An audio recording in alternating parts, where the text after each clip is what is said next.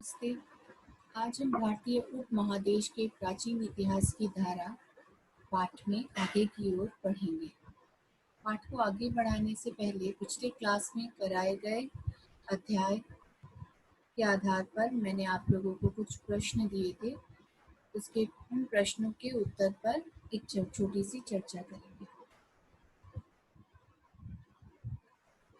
इस सभ्यता का नामकरण हुआ था हड़प्पा सभ्यता। मेहरगढ़ के कच्चे मकान में किसका व्यवहार होता था? इन घरों की चर्चा करें। मेहरगढ़ के कच्चे मकान में धूप में सुखाए हुए ईंटों का व्यवहार होता था। उन घरों में एक एक से अधिक घर होते थे। कुछ इमारत से साधारण घर से काफी बड़े थे। पुरातत्वकार ऐसा अनुमान लगाते हैं कि उनमें से खाद्य सुरक्षित रखा जाता था। उपमहादेश में सबसे पुराना खाते रखने का घर मेहरगढ़ में ही पाया गया था।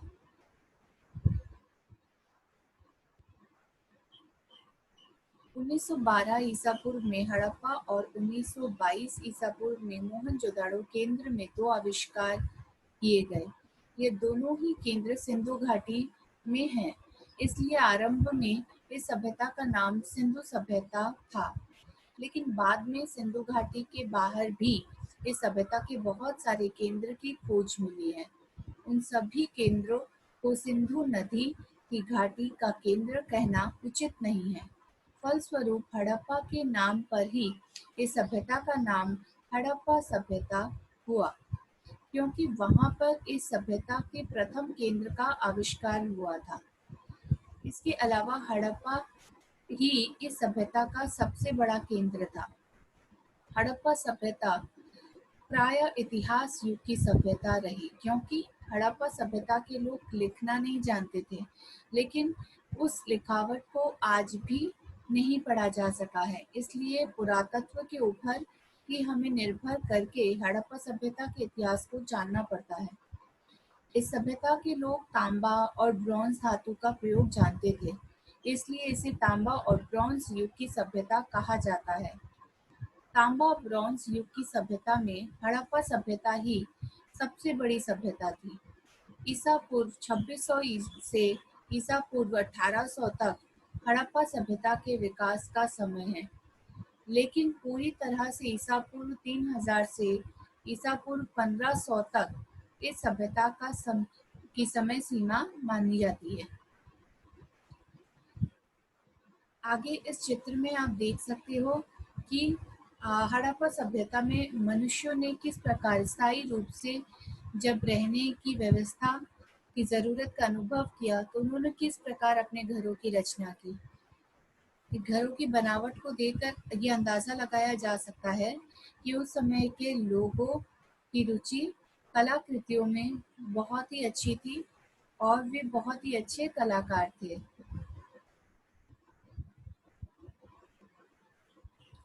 हड़प्पा सभ्यता कहाँ तक फैला था? साधारण तरीके से कहा जाता है कि जम्मू के मांडा से भारतीय उपमहादेश हड़प्पा की उत्तर सीमा है, लेकिन उसके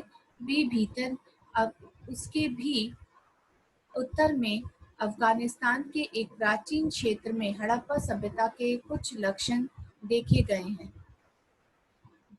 दक्षिण में गुजरात और कच्छ क्षेत्र में हड़प्पा सभ्यता का विस्तार हुआ था, लेकिन और भी दक्षिण में महाराष्ट्र के हैदराबाद क्षेत्र में भी इस सभ्यता के निशान देखने को मिलते हैं।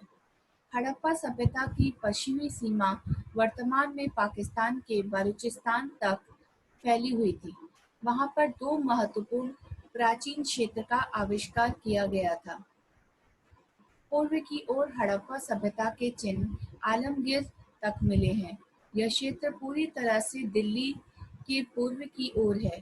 प्रायः 7 लाख वर्ग किलोमीटर तक हड़प्पा सभ्यता फैला हुआ है। यहाँ मानचित्र के द्वारा आप हड़प्पा सभ्यता के कुछ केंद्रों के नाम के विषय में जान सकते हो।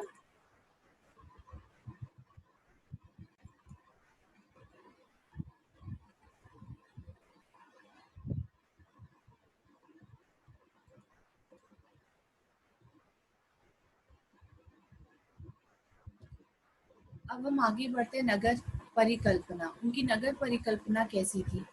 भारतीय उपमहादेश में हड़प्पा में ही प्रथम नगर तैयार हुआ था, इसलिए इसे प्रथम नगरायन भी कहा जाता है। मोहनजोदाड़ो और हड़प्पा दोनों सबसे बड़े नगर थे। उसकी तुलना में लोथाल और कालीबंगान छोटा था। हो सकता है कि हड़प्पा सभ्यता के नगरों के क्षेत्र में छोटे-बड़े का अंतर हो। महत्व विशेष के आधार पर सभी नगर एक समान नहीं थे। हड़प्पा नगरों की बस्ती क्षेत्र को दो स्पष्ट और अलग-अलग क्षेत्रों में बांटा गया था। शहर में एक ऊंचा इलाका रहता था। पुरातत्वकार उसे सिटाडेल कहते थे। यह इलाका एक बने हुए टीवी के ऊपर अवस्थित था। साधारण तरीके से टीवी आयताकार होता था। ऊंचे इलाके में महत्वपूर्ण इमारत बनाए जाते थे।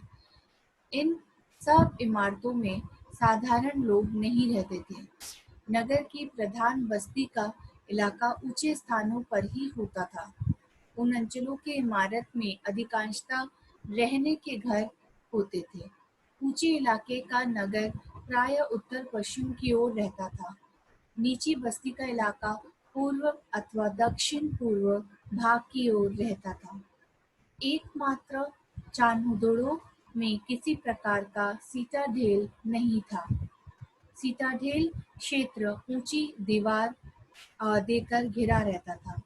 हड़प्पा नगर उत्तर और पश्चिम की ओर दो अंदर जाने और बाहर निकलने का दरवाजा था। मोहनजोदाड़ो के ऊंचे इलाके में एक बहुत बड़ा जलाशय भी था, जो पक्की ईंट से बनाया गया था। ऐसा लगता है कि स्नान करने के लिए इसका प्रयोग होता था। आयताकार जलाशय में उतरने और चढ़ने के लिए सीढ़ी भी बनाई गई थी। जलाशय के आसपास कुछ घर भी देखे गए हैं। इस जलाशय का संभवतः नगर के विशिष्ट व्यक्ति ही व्यवहार करते थे। यहाँ आप चित्र में उनके नगर निर्माण के आधार पर किस प्रकार की परिकल्पना उनकी थी, इसका अंदाजा लगाया जा सकता है।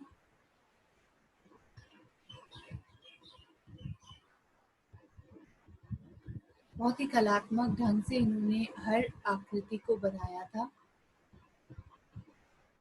संभवतः किसी बड़े उत्सव का पालन करने के लिए यहाँ इसका उपयोग होता था।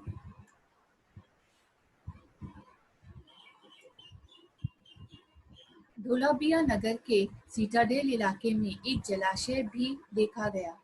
नगर के नीचे के क्षेत्र में मूल बस्ती होती थी। घरों के विभिन्न प्रकार के आकार भी देखे जाते हैं। मोहनजोदाड़ो में प्राय 300 वर्ग मीटर के आयतन का एक इमारत मिला है, जिसमें 27 घर हैं और एक आंगन भी था, और एक बड़े घर के ऊपर उठने के लिए सीढ़ी टूटी हुई अवस्था में मिली है। इस घर में अनेक मंजिलें हैं। इस प्रकार के बड़े घर में बड़े-बड़े लोग रहते हैं, ऐसा अंदाजा लगाया जाता था। रहने वाले घरों में से कुछ घरों में एक रसोई घर भी था।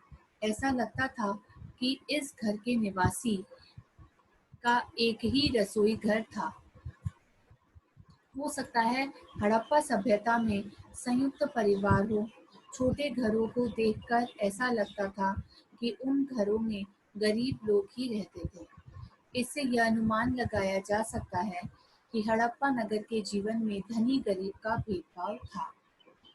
हड़प्पा सभ्यता की नगर जीवन की एक महत्वपूर्ण पहलू शौचालय या शौचागार और स्नानघर भी था।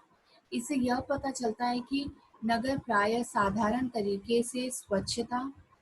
मोहनजोदाड़ो के निजी इलाके में रहने वाले 2000 घरों के लिए अंततः 27 कुएं थे। हड़प्पा में इतना कुआं ना होने के बावजूद प्रत्येक घर में शौचालय था। पक्की नर्दमा से जल निकासी की व्यवस्था थी। बड़े नर्दमा ढका हुआ रहता था। प्रत्येक घर से निकलकर छोटा नाला बड़े नर्मदा में मिल जाता था। उन्नत नगर शासन का नमूना जल निकासी व्यवस्था थी।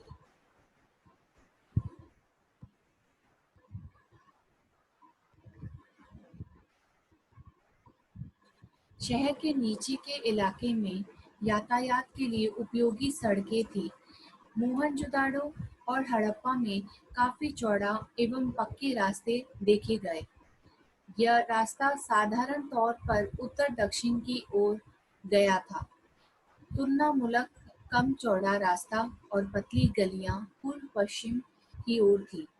रास्ते घाट की एक ओ प्रकार की परिकल्पना के लिए नगरों का नक्शा चौकों के आकार के होते थे। ऐसा लगता है कि हड़प्पा सभ्यता का नगर जीवन काफी उन्नत किस्म का था। उसी उन्नत किस्म को बरकरार रखने के लिए निश्चय ही दक्ष और शक्तिशाली शासन व्यवस्था की जरूरत पड़ती थी। नगर के ऊंचे भाग में संभवतः प्रशासक रहते थे। और यहाँ इस चित्र में हड़प्पा सभ्यता के एक कुएं का चित्र है, जिसे आप देख सकते हो कि कितने सुंदर तरीके से वे लोग इन सारी चीजों की रचना करते थे। एक कुएं का निर्माण भी कितने कलात्मक ढंग से किया गया है। वाणिज्यिक उन्नति के कारण ही हड़प्पा नगर में व्यापारियों की विशेष मर्यादा थी। इसके बाद विभिन्न प्रकार के कारीगर और पेशा से जुड़े मनुष्य का स्थान था। ऐसा लगता है कि समाज में मजदूर और श्रमिकों की स्थिति अच्छी नहीं थी, लेकिन यह सभी नगर में निवास करते थे। नगर के बाहर ग्रामीण इलाकों में कृषिजीवी मनुष्य रहते थे। नगर में प्रत्यक्ष तौर पर खाद्य उत्पादन नहीं होता था। खाद्य पदार्थ के लिए नगर वासियों को ग्राम के ऊपर ही निर्भर रहना पड़ता था। ग्राम में विभिन्न प्रकार के फसलों की खेती होती थी, जैसे गेहूं, जौ, ज्वार, बाजरा, विभिन्न प्रकार के दाल, सरसों एवं धान। लेकिन धान की खेती सभी जगह नहीं होती थी। केवल गुजरात के रंगपुर और लोथाइलेई में ही धान के चिन्ह मिलते हैं। इसके अलावा रुई, तिल इत्यादि फसलों की भी खेती होती थी। राजस्थान के कालिम्बांग के एक क्षेत्र में लकड़ी के हल का निशान भी पाया गया है। हड़प्पा सभ्यता के नगर जीवन में खाद्य पदार्थ इकट्ठा करके रखने का एक विशेष महत्व था। मोहनजोदाड़ो और हड़प्पा में खाद्य पदार्थ इकट्ठा करके रखने के लिए दो काफी बड़ी जगह थी। वे प्रायः पक्की ईंट से बनी हुई घरों की भांति थी। हड़प्पा में खाद्य रखने के घर के भीतर को भागों में बांटा गया था। जहाँ पर बड़े-बड़े ताक बनाए गए थे, वहाँ पर हवा आने के लिए घुलघुली ली थी। फलस्वरूप खाद्य पदार्थ को सूखा तथा ताज़ा रखना संभव होता था। इसके अलावा खाद्य की साफ-सफाई की भी व्यवस्था थी। वहाँ पर दो पंक्तियों में छोटे-छोटे घर भी देखे जाते थे। संभवतः वहाँ पर जो काम करने जाते थे, वे ही उन घरों में रहते थे। आज के लिए इतना ही। अब हम अगली क्लास में पाठ को आगे बढ़ाएंगे। धन्यवाद।